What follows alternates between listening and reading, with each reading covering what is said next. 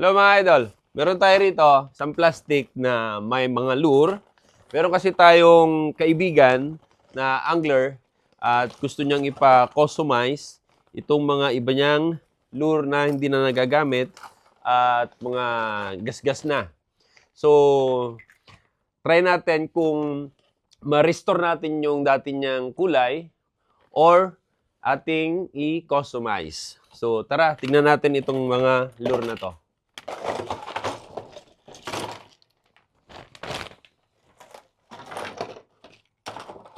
Isa ito sa gustong ipa-restore ng ating kaibigang angler dahil ito daw ay nakahuli ng 37 pieces na kingfish o tanigi sa isang fishing adventure lang.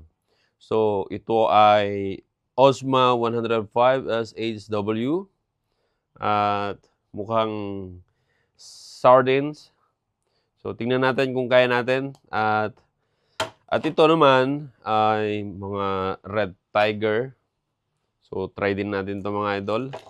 At kung mapapansin nyo, meron dito X80 or Megabass.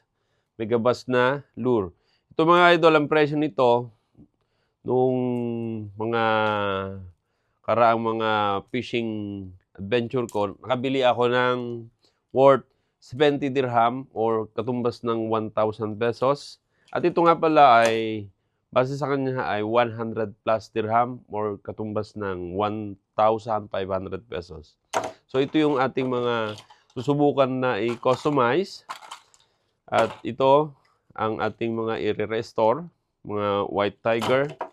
At itong mga Megabass niya or X80 ay tignan natin kung ano yung pwede nating gawing or anong design na gusto niya. So, yun na nga yung mga lure na ating susubukang i-customize at susubukang i-restore. At tapusin lang natin itong mga iba nating mga ginagawang lure, mga idol. At ating umpisahan itong ating mga lure na nagamit na.